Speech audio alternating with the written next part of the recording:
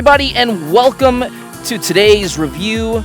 We have from XM Studios their Jean Grey Phoenix, and as they like to put it, their comic version.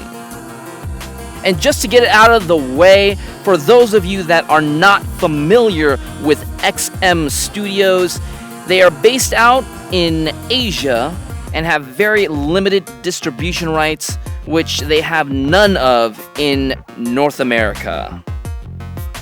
With that said, it's going to take the proper channels and jumping through a couple hoops, as well as paying premium shipping prices to obtain any of their fantastic pieces. Assembly of this piece can be fairly complex. It is comprised of 12 pieces, not including the 2 extra head sculpts, and they have to be put in a specific order in some instances. Right out the gate though, this piece has a ton of presence. Very wide and very tall in height. It's almost a pedestal piece. While the piece is made mostly of polystone, the Flaming Phoenix is made of a resin, which is a huge turnoff for a lot of collectors, and we'll get more to that in just a bit.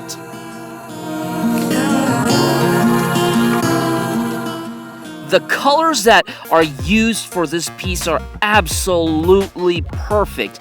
The flat texture of the olive green works so well with the dynamic gold. The gold pops so much more, and yet the flat makes her curves come out. It's just absolutely staggering, the execution there.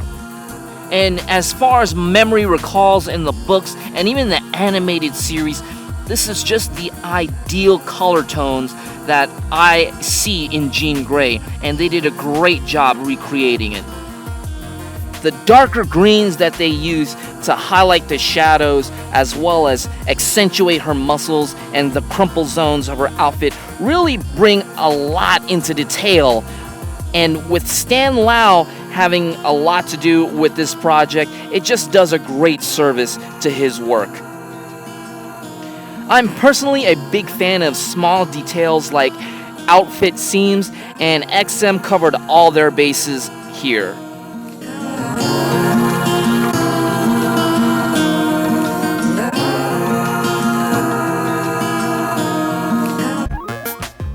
It might not be fair, but in a macro shot here, you can see the little imperfections on her face. At normal viewing distances, you can't tell at all, but XM Studios, just like any other studio, while they're great, they're not perfect.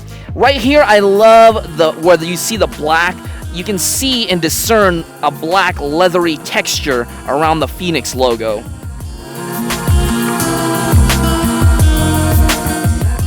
And using the same macro lens, you can see how beautiful and flaky the golds are, and that it's just not a plain or simple gold tone that they used. While I am a huge fan of the seams on this outfit, if you follow them up into the tighter areas, you can see some minor imperfections there as well.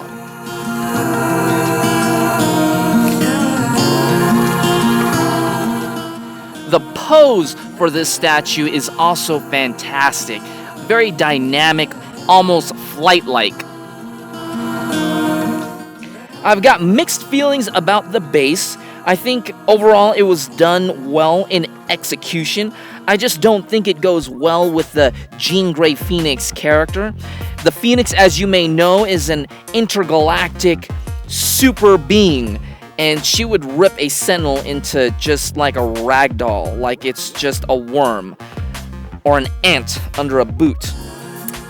But I understand that she's supposed to go in line with the other X-Men characters, such as the Magneto and Wolverine that they used, who also had sentinel bases themselves. Unfortunately, the line was shut down by Marvel. The idea here is that she is rising out of a sentinel she destroyed, and you can see the glowing heat from the metal there that they added, some bubbling around the metal as well. And yet again, the color choices that XM used here are also spot on. They even added some frayed cut wires in some of the tubing that comes out there.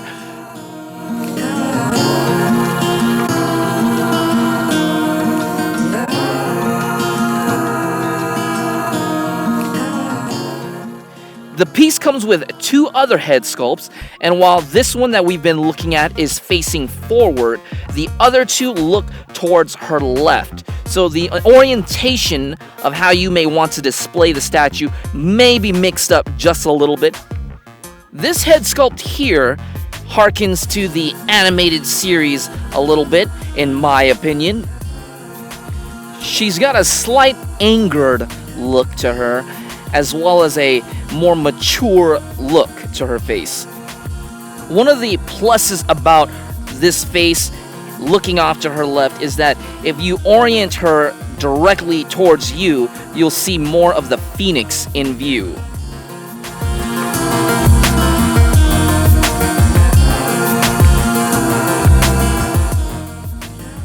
The last head sculpt essentially represents when the phoenix takes control of Jean Grey's body.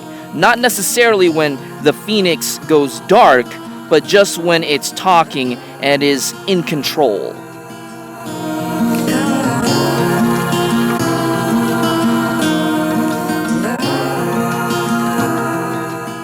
In another macro shot, I've also got some imperfections on this head sculpt as well.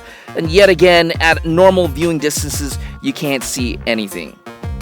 On the resin phoenix bird itself, you can see some bubbles inside of the resin material in some areas. You may or may not, depending on your piece. But since you can see mostly through this material, you can see some strange imperfections there, and that's one of the drawbacks of having a clear resin.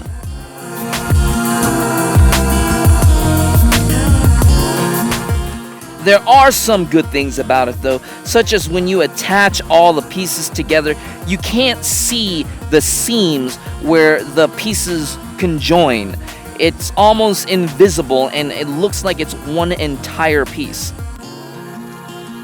So originally the Phoenix was supposed to be made out of polystone. They wanted a better effect by making it a clear resin, but with that you can see the rods inside. It is a little displeasing and distracting to the eye. Another thing is that Jean Grey has a bit of a lean to her, and she does not peg into the base directly, but rather the resin. And as you may or may not know, resin may crack over time due to temperature fluctuations. So this may be a time bomb, including the stress of her just leaning.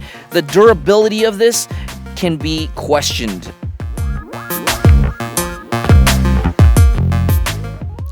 We can compare the Stan Lau techniques by putting up the recently released Vampirella from Sideshow, in which Stan Lau also worked on. You have some similarities there. So overall, XM Studios has a fantastic piece.